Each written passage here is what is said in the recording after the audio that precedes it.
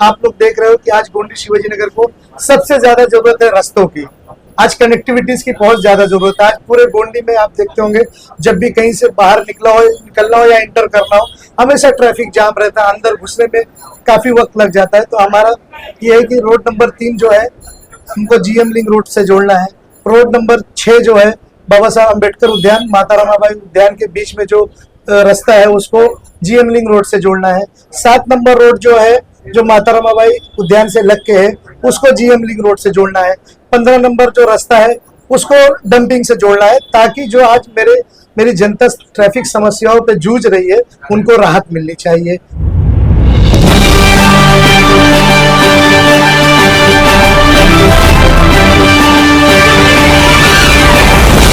जी, गोवंडी की सियासत में एक नई चीज देखने को मिल रही है।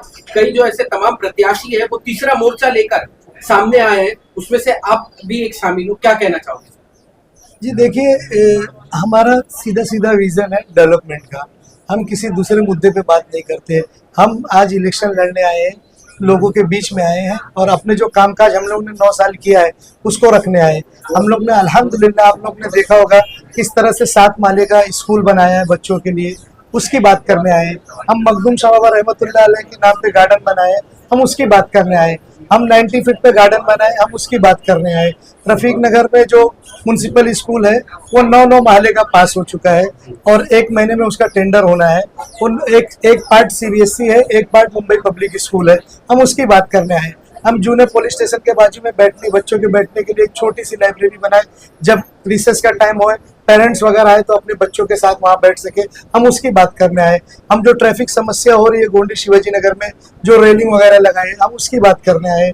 और आप लोग देख रहे हो कि आज गोंडी शिवाजी नगर को सबसे ज्यादा जरूरत है रास्तों की। आज कनेक्टिविटीज की बहुत ज्यादा जरूरत है। आज पूरे गोंडी में आप देखते होंगे, जब भी कहीं से बाहर निकलना हो या इंटर करना हो, हमेशा ट्रैफिक जाम रहता है, अंदर घुसने में काफी वक्त लग जाता है। तो हमारा ये है कि रोड नंबर 3 जो है हमको जीएम लिंक रोड से जोड़ना है। रोड नंबर 6 जो है बाबा साहब अम्बेडकर उद्यान, माता रमाबाई उद्यान के बीच में जो रास्ता है उसको जीएम लिंक रोड से जोड़ना है। 7 नंबर रोड जो है जो माता रमाबाई उद्यान से लग के है उसको जीएम लिंक रोड से जोड़ना है। 15 नंबर जो रास्ता है उसको डंपिंग से जोड़ना है, ताकि जो आज मेरी जनता ट्रैफिक समस्याओं पे जूझ रही है उनको राहत मिलनी चाहिए। और हमारा जो आगे का विजन है वो डेवलपमेंट होना चाहिए।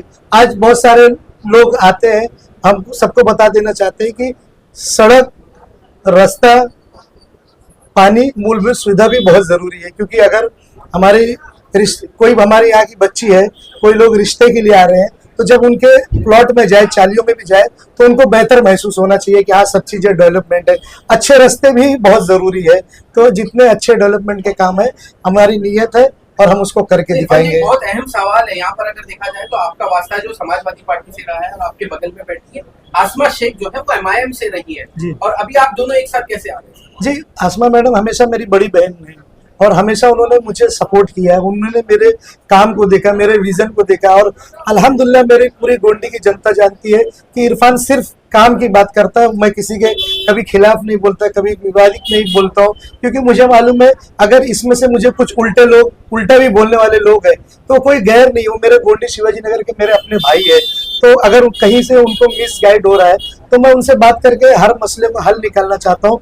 मैं लोगों को आज जो जीता हूँ ना, मैं किसी बंदूक की नोक पे नहीं जीता हूँ, तलवार की नोक पे नहीं जीता, मैंने मोहब्बत से जीता हूँ, मैं अपने इखलाक से जीता हूँ। मेरा जो एजुकेशन है, जो मेरा बर्ताव है, मैं चाहता हूँ कि जो भी जनता हो मुझसे बेझिझक आके बात करना चाहिए। वो कभी मुझसे घबराना नहीं चाहिए। वो ये नहीं सोचना चाहिए कि इनके साथ 10 लोग हैं। वो ऐसे सोचना चाहिए कि वो अपने बेटे से बात कर रहे हैं, बहनें सोचनी चाहिए कि अपने भाई से बात कर रहे हैं। मैं इस तरह से कामकाज करना चाहता हूँ और मैं किसी के खिलाफ कुछ नहीं बोलना चाहता हूँ।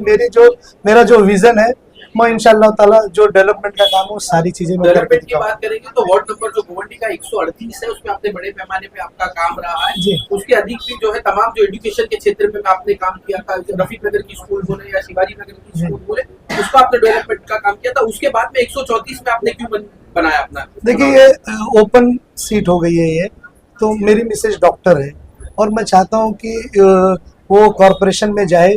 जैसे कि आप लोग जानते हो गोंडी शिवाजी नगर में भी हमारे लोगों आज 12-13 लाख आबादी है।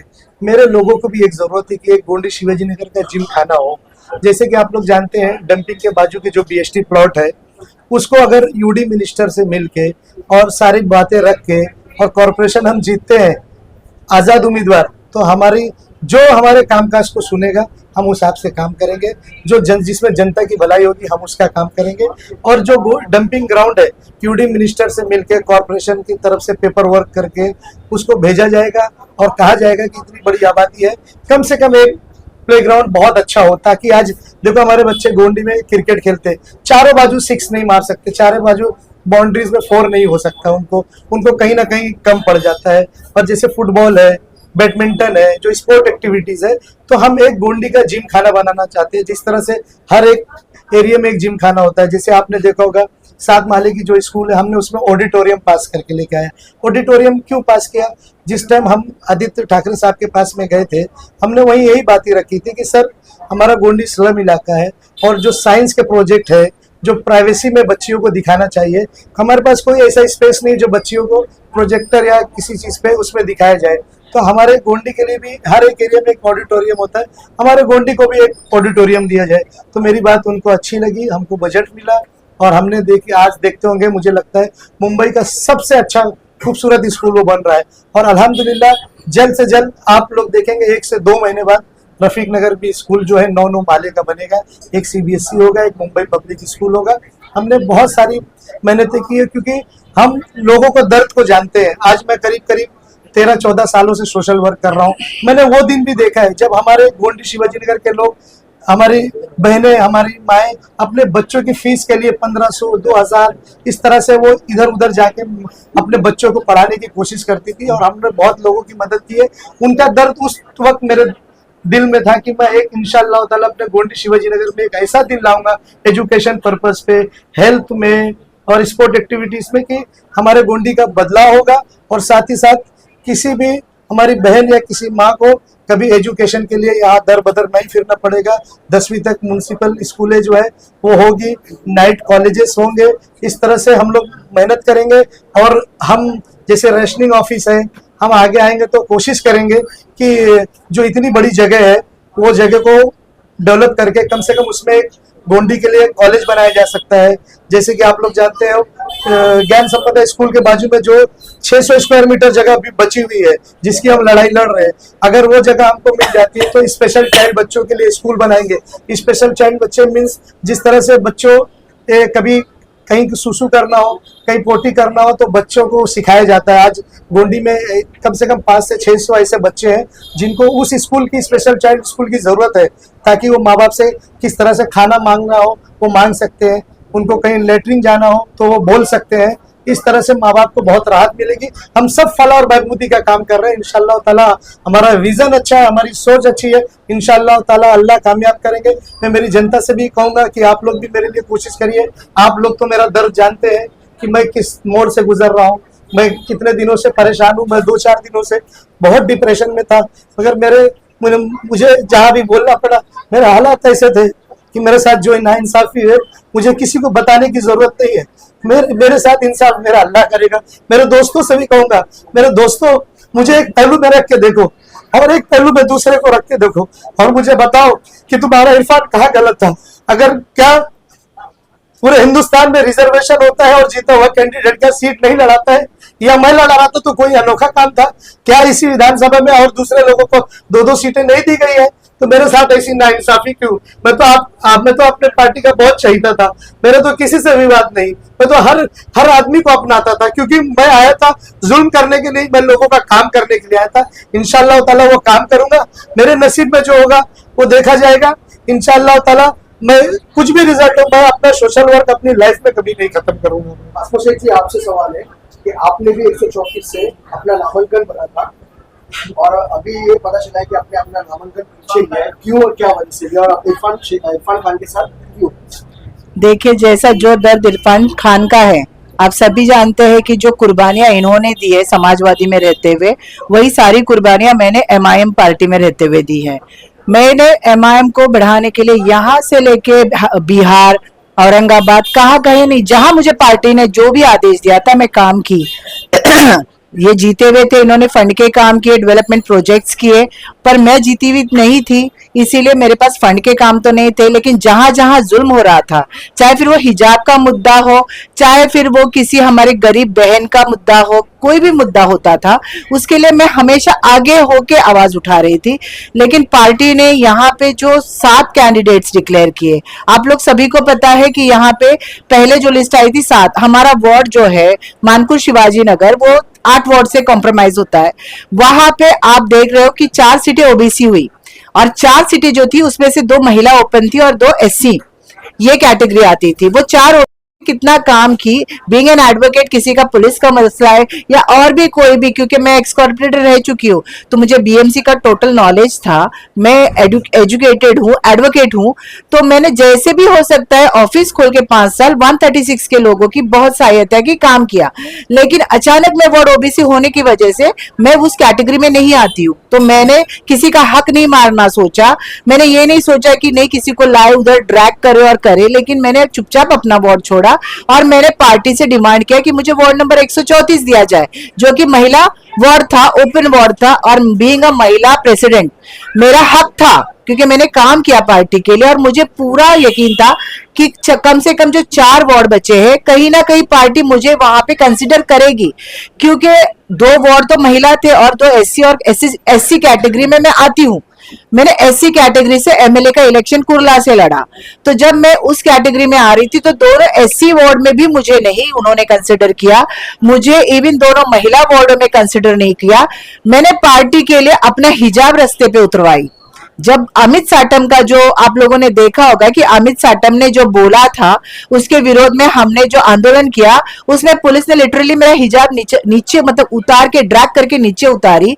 पार्टी को इतनी सारी कुर्बानियां देने के बाद कहीं ना कहीं 4 वार्ड में से एक भी वार्ड में कंसिडर नहीं करना, मतलब कितनी बड़ी नाइंसाफी है। और नाइंसाफी के खिलाफ हम दूसरों को बोलते हैं कि आवाज उठाए, तो हम कैसे चुप बैठ सकते हैं। तो मैंने वार्ड नंबर 134 से independent as an independent candidate form भरा, लेकिन मैंने देखा कि इरफान के साथ भी वही चीज हुई। फिर हमने बैठ के बात की, इन्होंने इनके जो डेवलपमेंट के काम है उसको मैंने देखा, मुझे बहुत अच्छा लगा, और कहीं ना कहीं हमारे बीच में कुछ समझौते हुए हैं, और उसके बाद मैंने आज जाके अपना विड्रॉ कर ली फॉर्म, और मैं पूरी तरह से इरफान की वाइफ डॉक्टर नासिमा खान को, जैनब खान को मैं पूरा अपना समर्थन देती हूँ। और आज मैंने अपना रेजिग्नेशन भी मेल कर दी हूँ।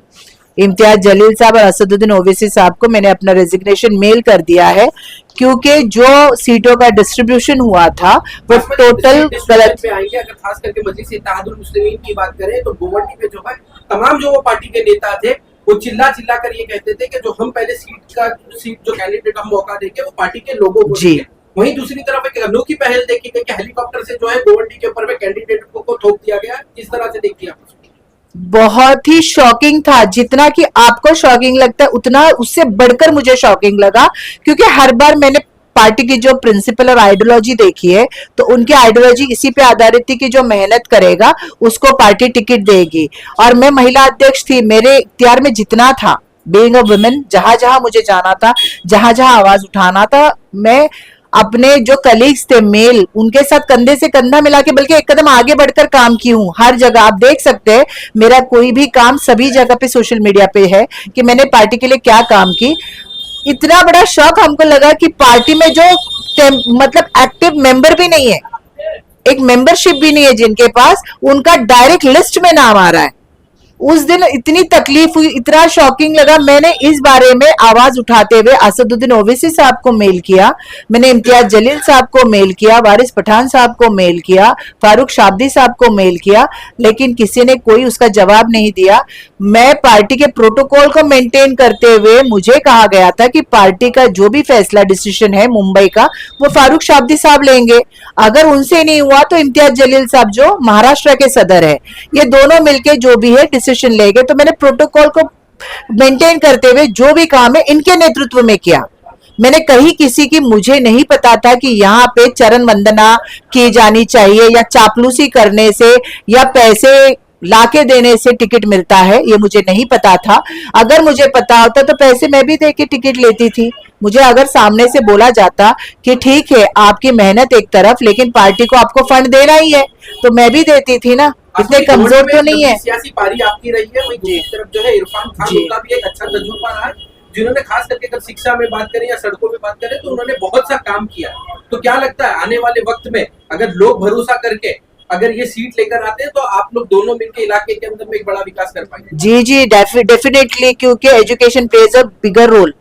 बड़ा विजन होता है, पढ़ते हो तो एजेंडा पढ़ सकते हो। आप लोगों को जानकारी को मैं बता दूं कि मेरी मदर टंग मराठी है, तो आपको पता है 100% कॉर्पोरेशन का काम मराठी में होता है, तो वो एजेंडा पढ़ा जाता है। वार्ड नंबर 134 की आप देखिए जरा, हालत इतनी खस्ता हो गई है, उसके लिए इतना लड़ना पड़ेगा और उसको स्पेशल स्लम एक स्टेटस देके फंड लाना पड़ेगा, क्योंकि 100% स्लम है, 100% एकदम डंपिंग को लग के है। यहाँ पे रोड के नाम पे कुछ नहीं है, विकास के कामों की एकदम धज्जियां उड़ी हुई है। इतने घुटने तक गंदगी में लोग रह रहे हैं, छोटे बच्चे जाते हैं डंपिंग में, कितनी सारी मौतें होती है, कितने सारे काम करने बाकी है। तो जैसे डॉक्टर जैनब खान एक डॉक्टर है, मैं एक एडवोकेट हूँ, तो डेफिनेटली हम दोनों का जो एजुकेशन है और हम दोनों का जो विजन है वो मिलकर आने वाले 5 साल में वार्ड नंबर 134 का टोटल एकदम ही बोलते ना कायाकल्प कर देंगे, फेस चेंज कर देंगे, एक मिसाल बना देंगे हम गोवंडी के लिए वार्ड नंबर 134। तो आप लोगों के माध्यम से हम लोगों से यही अपील करना चाहते हैं कि पढ़ा लिखा कैंडिडेट चुनो। अभी यहाँ पे हमारे सामने जो जो खड़े हैं, बीइंग अ लेडीज वार्ड, किसी की कोई भी लेडी आपको दिख रही है मैदान में घूमते हुए? यहाँ पे जो चल रहा है वो ये चल रहा है कि बीवी नगर सेवक, बहन नगर सेवक, भाभी नगर सेवक, ये क्या चल रहा है? मजाक हो रहा है? आपकी महिला अगर बोल नहीं पाएगी तो हाउस में आपके लिए क्या आवाज उठाएगी? तो मैं लोगों से अपील करना चाहती हूँ कि अपना वही कैंडिडेट चुनो जो आपकी आवाज बने, क्योंकि यहाँ की जो जनता है वो हाउस तक नहीं जा सकती है, वो चुन के देती है प्रतिनिधि जो आवाज उठाए और आपकी एरिया के बारे में उधर बात करे। और जो महिला यही आपके सामने आपको वोट नहीं मांग पा रही है तो वो क्या आवाज उठाएगी और क्या काम होगा? तो फिर से लोगों को याद दिलाना चाहती हूँ कि मैं और डॉक्टर जैनब, हम दोनों मिलकर आपकी आवाज बनेगी, आपकी जुबान बनेगी, और आपके साथ, इस वार्ड के साथ जो आज तक नाइंसाफियां हो रही है उसको हम कहीं ना कहीं खत्म करके एक वार्ड को नया रूप देंगे। आसमा जी, एक आखिरी सवाल है, अगर खास करके गोवंडी की बात करें तो ये समाजवादी पार्टी का गढ़ रहा है जी, तो क्या लगता है किस तरह से आप लोग चुनावी मैदान में जो है समाजवादी पार्टी के सामने अपनी सीट निकाल पाएंगे? देखिए, मैं बताना चाहती हूँ 2007 में मैं कॉर्पोरेटर थी, तब यहाँ पे कोई गढ़ नहीं था। यहाँ पे आमदार, खासदार, नगर सेवक टोटल कांग्रेस के थे। जनता जाग गई है।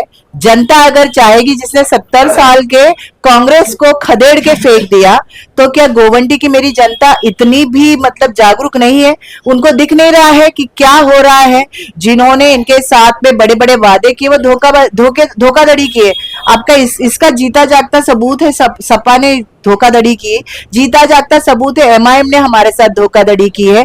आज आप बताइए मुझे, 50 लाख रुपया कोई बोल रहा है कि देके टिकट लिया है, कोई बोल रहा है 40 लाख देके टिकट लिया है। अगर इन्होंने 40-50 लाख रुपया देके टिकट खरीदा है तो ये पैसा वसूलेंगे कहां से?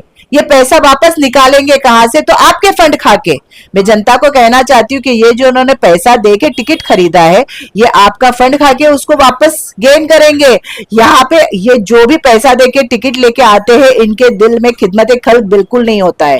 ये सिर्फ एक बिजनेस करने आए हैं। इन्होंने जो इन्वेस्ट किया है वो चाहेंगे कि उसको निकाले और वो आपका फंड खाएंगे और फिर आप जहां खड़े वही रहेंगे। कोई गढ़ नहीं होता है। जनता जिसे चाहे सर पे बिठाएगी, जनता जिसे चाहे धूल चटाएगी।